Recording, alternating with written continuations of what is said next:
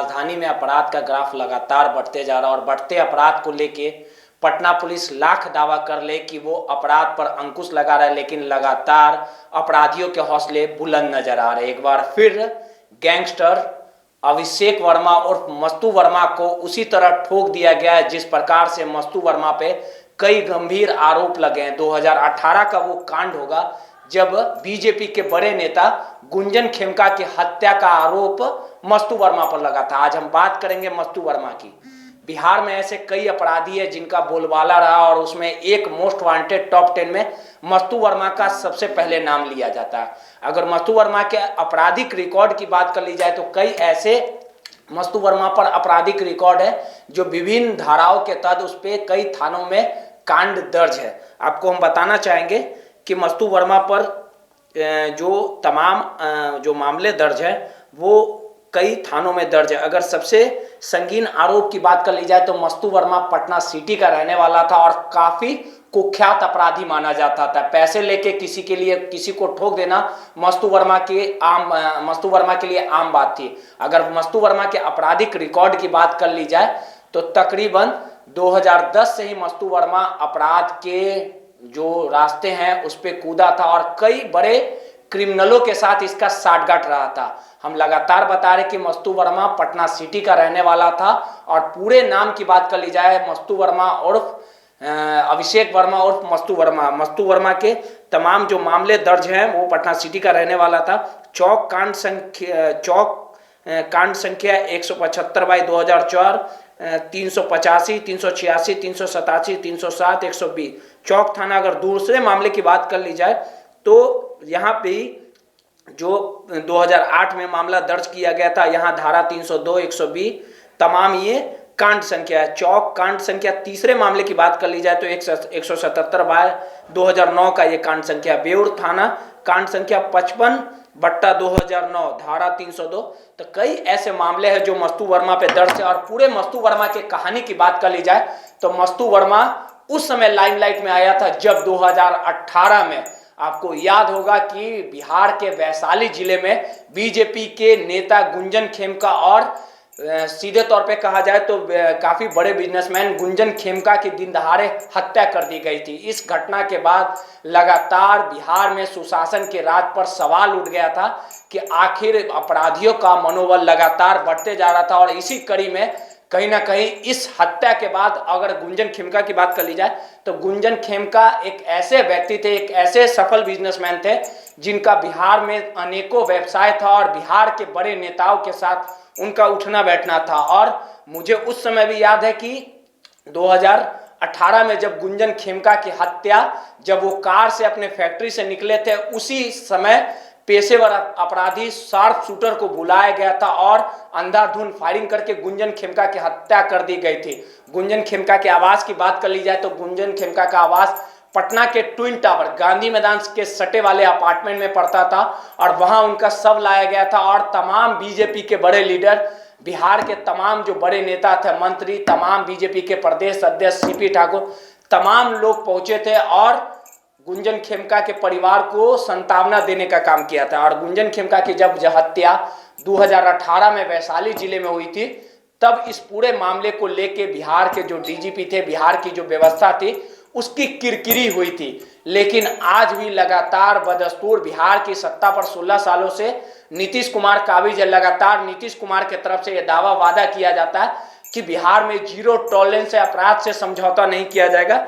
लेकिन गुंजन खेमका की हत्या 2018 में जब हुई थी तब पूरे तरीके से कहा जा सकता है कि मस्तू वर्मा का नाम आया था। तो 2019 में वैशाली पुलिस ने मस्तू वर्मा और उसके जो करीबी है चीकू, उसको पुलिस ने उठा दिया गया था और इसे जेल भेजने का काम किया था। लगातार इस पूरे घटनाक्रम में उस समय लाइमलाइट में मस्तू वर्मा कहीं ना कहीं आया था और चारों तरफ मस्तू वर्मा के नाम के चर्चे होने लगे थे। गुंजन खेमका में अहम भागीदारी जिस प्रकार से मस्तू वर्मा ने निभाया था, यह तमाम जो चीजें निकल के आई थी। 2019 में मस्तू वर्मा की गिरफ्तारी होती है, चीकू की गिरफ्तारी होती है। लगातार मस्तू वर्मा से ये बताया, मस्तू वर्मा की तरफ से ये बयान आया था उस समय कि उसे बचाने का काम किया गया। लेकिन जिस प्रकार से बात कर ली जाए, मस्तू वर्मा पे कई कांड दर्ज है और मस्तू वर्मा के आपराधिक इतिहास की बात कर ली जाए तो महेंद्रू के एक रहने वाले काफी करीबी क्रिमिनल का वो सहयोगी हुआ करता था, कई कांडों में उसकी संलिप्तता भी रही।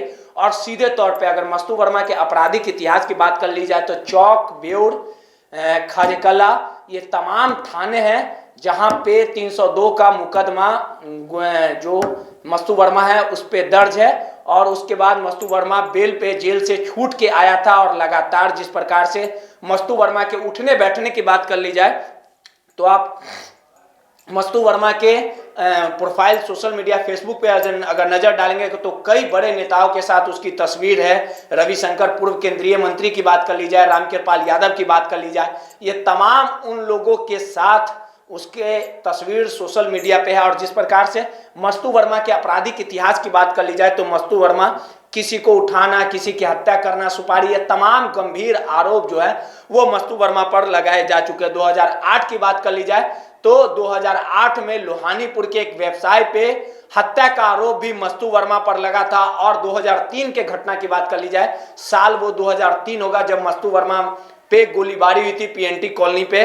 लगातार कई सालों से मस्तू वर्मा के संपत्ति की बात कर ली जाए या आपराधिक रिकॉर्ड की बात कर ली जाए तो लगातार उसका कद कहीं ना कहीं बढ़ता जा रहा था। और जिस प्रकार से लगातार जमीनी कारोबार में भी मस्तू वर्मा रियल एस्टेट में लगातार एक्टिव हो रहा था। और जिस प्रकार से पूरे घटनाक्रम की बात कर ली जाए तो कल जिस प्रकार से मस्तू वर्मा का काम तमाम कर दिया गया, जिस प्रकार से लगातार गंभीर आरोप मस्तू वर्मा पर लगाए गए कि गुंजन खेमका की हत्या वो उसने दिन दहाड़े कहीं ना कहीं करने का काम किया था। और उसी तरह जो मस्तू वर्मा को भी मौत का सामना करना पड़ा। कल बाईपास इलाके की बात कर रहे हैं हम, जो पटना का बाईपास इलाका है बिग हॉस्पिटल के पास, मस्तू वर्मा अपने नजदीकी दोस्त सुनील के साथ राजेंद्र नगर टर्मिनल, जो सुनील कुमार उसका नजदीकी दोस्त था, वो अपने परिवार के साथ मस्तू वर्मा को भी घर से बैठाता और राजेंद्र नगर टर्मिनल पर छोड़ने की बात हुई थी।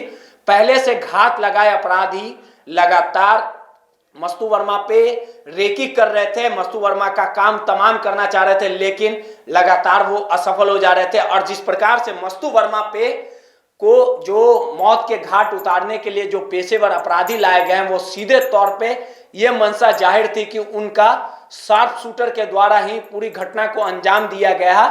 और उसी के दरमियान जब अपने नजदीकी सहयोगी सुनील के साथ वो काली गाड़ी, हाईटेक गाड़ी में जब वो आगे बढ़ता है पटना सिटी के लिए, बाईपास जाम होता है। और सुनील कुमार की पत्नी जिस प्रकार से तमाम उन्होंने मीडिया से बयान दिया कि वो अपने ननद बच्ची के साथ बाईपास पहुंचे थे बिग हॉस्पिटल, पटना कुमड़ार के पीछे बिग हॉस्पिटल पड़ता है, वहां पे जब जाम लगा हुआ था, जब वो निकल रहे थे तो पहले से घात लगाए अपराधी आते हैं और अंधाधुंध फायरिंग कर दी जाती है। और एक व्यक्ति जो मस्तू वर्मा का जो दोस्त सुनील है, उसके पत्नी ने सीधे तौर पे पीड़िता ने बताया कि वो लगातार अपने पति को मना करती थी कि मस्तू वर्मा के साथ नहीं रहने के लिए। और जिस प्रकार से पेशेवर अपराधियों ने लगातार फायरिंग की और मौके पर ही दोनों की मौत हो गई।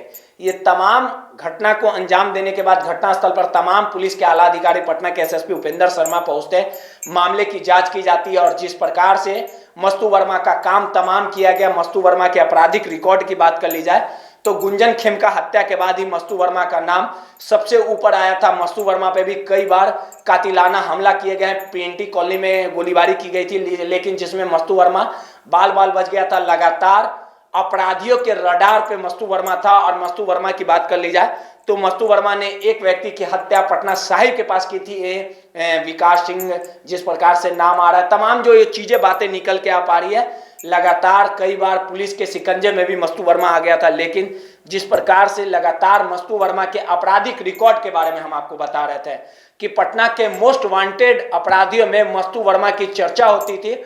और पैसे कमाने के बाद, अपना रुतबा बनाने के बाद मस्तू वर्मा जो है वो लगातार राजनीति में भी अपना पैर कहीं ना कहीं पसार रहा था। लगातार वो भी जिस प्रकार से राजनीति में अपना पैठ बनाना चाहता था, वार्ड पार्षद का चुनाव भी उसने लड़ा था, लेकिन चुनाव में उसमें कहीं ना कहीं उसे हार का सामना करना पड़ा।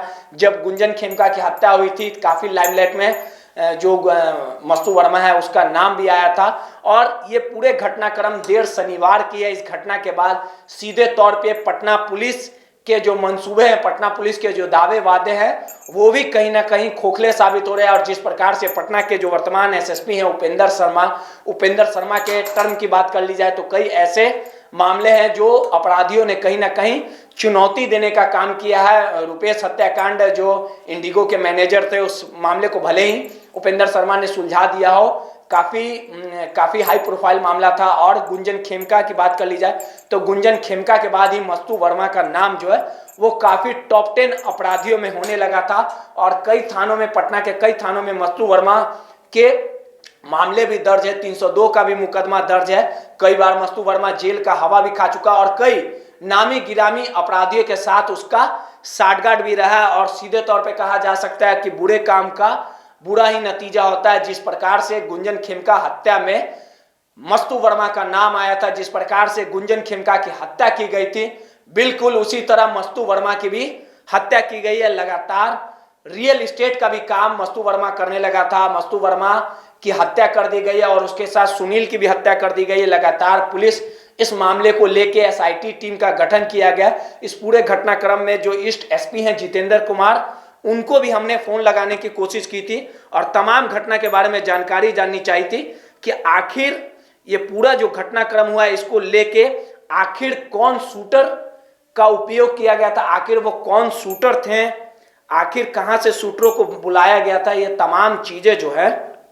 ये कहीं ना कहीं जांच का विषय है और जांच के बाद ही पता चल पाएगा कि आखिर किन शूटरों को बुलाया गया था। देखिए, ये तमाम घटनाक्रम में पुलिसिया जांच अभी तक कहां पहुंचा। लगातार ईस्ट एसपी जितेंद्र कुमार को भी हम फोन कर रहे हैं लेकिन उनके तरफ से फोन नहीं उठाया जा रहा है। आखिर कहीं ना कहीं मस्तू वर्मा जो टॉप 10 अपराधियों की श्रेणी में आता था, लगातार उसके राजनीतिक कद भी बढ़ते जा रहे थे। लगातार राजनीति में हाथ आजमाने के लिए लगातार वो बड़े नेताओं के संपर्क में भी था। लेकिन जिस प्रकार से मस्तू वर्मा पे कई कांड दर्ज हैं और मस्तू वर्मा का जो काम तमाम किया गया, आखिर इसके पीछे जमीनी विवाद या राजनीति या जिस प्रकार से अपराधी की श्रेणी में कई आपराधिक मामले दर्ज है मस्तू वर्मा पे, आखिर आपसी विवाद, ये तमाम चीजें हैं वो तब खुलासे हो पाएंगे जब पुलिस इस मामले से पर्दा उठाएगा। और देखने वाली बात होगी कि पुलिस इस पूरे घटनाक्रम को लेकर सीसीटीवी जांच कर रही है, सीसीटीवी खंगाला जा रहा। और जिस प्रकार से अभी सूत्रों की बात कर ली जाए तो बाहरी शार्प शूटर को बुलाया गया था और उनके द्वारा ही घटना को अंजाम दिया गया। पुलिस इस पूरे घटनाक्रम पर जांच कर रही है। लेकिन जिस प्रकार से साल का अंत होने वाला है 2021 को और पटना के एसएसपी का प्रमोशन डीआईजी में हुआ, कहीं ना कहीं उनके जाते जाते अपराधियों ने उन्हें चुनौती देने का काम किया। अब देखने वाली बात होगी कि पुलिस इस मामले से कब तक पर्दा उठा पाती है और मस्तू वर्मा के हत्या में क्या कुछ कारण था, किस कारण से मस्तू वर्मा की हत्या की गई थी, ये तमाम चीजों को हम आपसे अवगत कराएंगे और लगातार क्राइम से जुड़े हुए प्रत्येक अपडेट को हम आपको रूबरू ही देने का काम करेंगे। धन्यवाद।